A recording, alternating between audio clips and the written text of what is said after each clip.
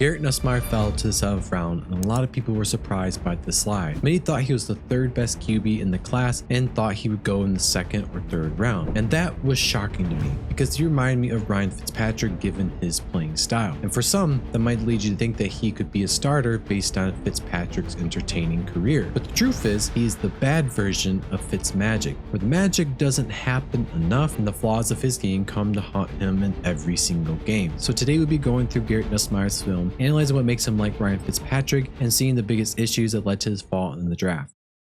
The most notable and well-known thing about Ryan Fitzpatrick throughout his NFL career is how reckless and chaotic he was throwing the ball. It's the same case with Garrett Nussmeier. Both these guys will attempt passes that they really shouldn't be attempting. Sometimes it ends in disaster, sometimes it ends in good place. Ole Miss is presenting cover 4, and it'll end up being that way. Garrett looks right and has 2 options to throw to. He can either throw to this corner route or the post route here. Both are okay options. The corner route will be a little tight with his defensive back rolling up, but if he throws towards a sideline now in front of the receiver, then it will be perfectly fine. He also could throw to this post, but he has to get it there and out in front, leading the receiver. And what Garrett does is underthrow the ball with the receiver dropping it. You could say, well, he got there, the receiver just has to go get it, but that's bad analysis. If he threw the ball correctly, the receiver wouldn't need to try to treat it like a 50-50 ball. He could just drop it in a bucket and it's a touchdown. My thing is that if Garrett knows his limitation with his arm, then he really shouldn't be attempting that kind of pass while under pressure. He should have thrown to this corner route, then it wouldn't have been as far away as the post was. Now Ole Miss is running cover 3. Garrett gets the snap and looks to the left, and then to the middle, and then to the right. He has these 2 guys he can throw to. This guy is open if you layer it in correctly and early, which Garrett doesn't move quickly to do so, and he really just simply chooses not to. But it has to be thrown early on. By the time Garrett sees it though, it's way too late because the ball should be arriving at this point, not later on. And I don't even blame Garrett for this. This is a 3rd or 4th read. It's not his fault that he's seeing it this late, but he shouldn't be throwing this because the corner is playing off coverage in zone the whole time. Because with these kind of throws, you have to hit it dead on early on, and you have to lead the receiver on more. Otherwise, you give the corner the opportunity to cut it off, and the corner does almost pick it off. It's a turnover-worthy play, and it's just reckless. Because Garrett Nussmeier had the cyst injury in his back, almost all these clips are from the 2024 season. In many respects, Ryan Fitzpatrick is a good quarterback, though he did make some really bad plays and was reckless.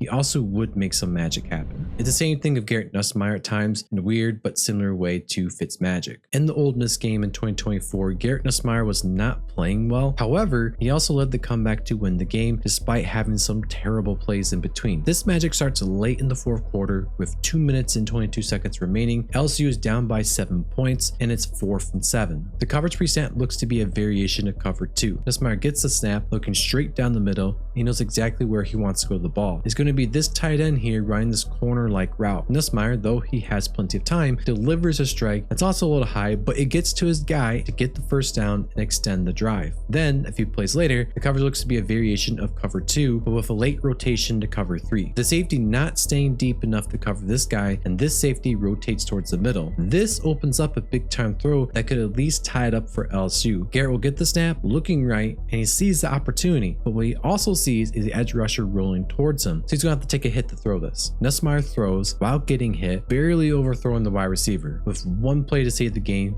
Nussmeier's magic ran out. So I thought, Ole Miss is once again running a cover 2 variation, basically cover 7. He looks to the middle and he knows exactly where he wants to go with this ball, which immediately, it's not a good idea to be staring this receiver down, but he does so anyway, just like FitzMagic did, and threads the needle on the post and secures the touchdown for LSU. This is a ridiculous throw by Nussmeier. Plus, from this angle, it looks like the ball curves. And I don't know if it actually does or the angle just warps the ball, making it look like it, but it's a sick throw that came in perfectly and it's absolute gold. And it was 3rd and 10 as well. But that only ties up the game. With it being overtime and Ole Miss getting a field goal, LSU has the opportunity to win the game by a touchdown. LSU is in the red zone. Ole Miss is running cover 3 pre-snap. Garrett gets a snap and looks to the right side. He pumps fakes to nothing, don't know why he does, and then looks to the outside wide receiver. And this is by no means open, but Garrett Nussmeier throws throws it anyway for giggles, I guess, and the corner falls over for the wide receiver catching it for the touchdown. This is exactly the type of stuff that Ryan Fitzpatrick did, throwing balls that you really shouldn't be throwing, and somehow, some way, they get caught and the magic continues to flow. Now, just like Ryan Fitzpatrick, the magic is not consistent enough for him to be considered a good quarterback that you would want to sign a long-term deal with. And I love Ryan Fitzpatrick. I love watching him when I was growing up, but I don't let my own fandom affect my analysis. We just got to keep it real. But there's another game against a good defense where this magic would be flowing, and it just didn't make sense. Now, Nussmeier has a couple of ugly plays where they were trying to score a touchdown in the fourth quarter to get ahead. And then there's a play where he underthrows the deep ball that was definitely open. The following play, he does this. The coverage is going to be cover 3. Garrett receives the ball and drops back to pop up into the pocket, just sitting on this read and perhaps this other read as well. And then he rips it to the wide receiver. Well, forget this is a wide open throw, but again, Nussmeier throws a beautiful spiral to his guy and somehow extending the play after almost blowing the game multiple times back to back. And that gets them set up shop in the red zone. This is in the fourth quarter with 1:56 left on the clock and they're down by 4 points. So it is very important that Nussmeier executes this perfectly. He's going to be under center and he's going to roll right. Looks to have this wide receiver open, but this is a tight window. And the problem with moving right is that defenders are moving with the receiver. If the receiver stops or Nussmeier stops, defenders are going to continue and possibly pick it off. And that's what happens. Nussmeier throws to this guy and the receiver slows down to catch it because Garrett is throwing to a spot, not the receiver. And it's a terrible decision. And I get Nussmeier is on the run, but you just can't throw that even if you're in a crunch time situation. You're only on first down 2. You can't risk throwing that. And honestly, he could have thrown to the running back and placed it far out towards the sideline. Probably would have been a better option. It's just the carelessness that is very concerning. Even though it didn't end in a disaster, that could have been the game over at that point. Ultimately, they get it on the run play and Garrett doesn't really do anything for that, but he is responsible for getting them in the red zone with that corner route strike. Throughout his film, there are places where Garrett makes incredible throws and in crunch time situations, and it leaves me wondering why he isn't doing it more consistently, because what usually follows those great throws is more bad plays. And it's really like this roller coaster experience with him. The biggest issue with Ryan Fitzpatrick and Garrett Nussmeier is their arm strength. It's the #1 issue in Garrett Nussmeier's game. And honestly, I feel like if he had a better arm, then maybe some of these plays wouldn't be so bad. Because if his velocity and arm strength were better, then a lot of these throws would actually be getting there on time and not hanging in the air, giving defenders the opportunity to react to it. And the film is the best way to see this. Pre-snap, it looks like Alabama's running cover 3, but it turns into cover 2 variation post-snap. Garrett looks to the left and doesn't like what he sees, but then he looks back to the left and sees the corner route. Now this is open, but it's going to have to be placed in front of the receiver and not up ahead of him. It also has to be placed towards the sideline. This is because Garrett moves off this read, and even though he moves back to it, time is critical for throwing a tight window throw like this, because this safety is going to come down. So Garrett can't throw out ahead of the receiver because he doesn't throw it instantly the first time. The ball also has to come in hot because of the safety, and he also doesn't want to risk this corner coming up either. But Garrett's arm is not good enough for that, and he overshoots this by a lot. I say this is an arm strength issue rather than an accuracy issue, despite it being a miss, because I don't think he has a good enough arm to make these tight window throws consistently, and that's the key word, consistently. It's still very inaccurate and it's on third down, making everything worse. Alabama's presenting cover 3. It's not going to stay that way once the ball is snapped, moving to another cover 2 variation. This is another combo issue of Nussmeier. He's going to get the snap, he's going to see this rotation, then he gets to the end of his drop back. Now he has 2 options. He can either throw to this corner route or he can throw to this post. Now as a QB, you know what these routes are going to be, so it's not like he's guessing here. And he proceeds to throw to the corner route, and it's open. You can't float this in any way because you're going to overshoot it, and he does float it out there and it's almost intercepted. It's a turnover worthy play, and it's just showing that he does not have the arm to fit these layer in throws correctly. Now let's go to the other thing he messed up on, which is poor processing by Nussmeier. And here's why. Remember the rotation post snap from cover 3 to cover 2? Well, this rotation frees up the middle of the field, and Garrett has a golden opportunity to drop this ball in the bucket for the touchdown. He just misses this. He's looking in this direction, he knows it's there, or he's not processing that, which is, I don't know what's worse, but when you go into the NFL, you're going to be facing these rotations a lot more. Shadir Sanders saw a ton of these rotations against defenses, and it completely fried his brain. I can guarantee you that these defensive coaches are going to go on the film, and they're going to see this, and this is what they're going to run. Maybe I shouldn't say guarantee. Oddly enough, there's quite a few quarterbacks this year that are not good at processing rotating coverage. Ole Miss is running cover 3. He looks to the right, fakes it, and then looks in the middle. He sees a big time throw opportunity, and he throws it even better. The problem is his arm just isn't good enough to get it there in stride, because the wide receiver has to slow down, try to jump in the air, and adjust to the ball, and he just can't hang on to it. You could say the receiver has to catch that, but Nussmeier has to hit these explosive plays in stride and not make his receivers have to go up for it constantly. This is why I compare him to Ryan Fitzpatrick, because the similarities are just all over the place, but Garrett is much worse. This is another example of not having good arm strength. Nussmeier is running this RPO and he sees a big time throw opportunity, so he floats one up in the air and it's just not even close to receiver. And Garrett has to place it out in front, and it doesn't look bad from this angle, but if you go to this angle, it looks pretty rough. This is probably one of the worst plays of Garrett Nussmeier's career. It not only shows his poor processing, but his poor arm strength as well. Ole Miss is presenting cover 6 pre-snap and rotates to cover 4 post-snap. Garrett gets the snap and looks to the left. He sees the receiver putting a move on the safety, making the safety think he's going to continue, but then he cuts upfield. This freezes the safety briefly, but for any quarterback, this is a must throw instantly, especially for guys who don't have a great arm. And Garrett does not have a good arm. It's a below average arm. He proceeds to underthrow the ball and it gets picked off. And it's nowhere near the receiver. I don't think this gets tipped at all at the line. It's certainly possible, but from the film, it doesn't look like it. But either way, you can't wait this long to throw it. And I'm really trying hard not to hate on Garrett Nussmeier because he does do a lot of nice stuff. Honestly, if he had a much better arm, he would be a much better quarterback. But you really don't improve arm strength. Even at the NFL level, that's just not something that really happens. You can marginally improve arm strength. It's just not something that you can drastically improve. Unless you're an upper body thrower like Kate Klubnik, who doesn't throw with his lower half as much and relies on his upper body too. And so if he works on his mechanics by switching to throwing of his lower body, he can make a noticeable increase in his throwing power. Whether or not that happens, I don't know. I don't see Garrett Nussmeier as a franchise quarterback. He struggles too much in key areas to be a great quarterback that a team can rely on. He would be an excellent backup. I would love to sign him to a long-term deal and keep him around for a decade plus because he will provide opportunities to playmakers that most backups are too afraid to do.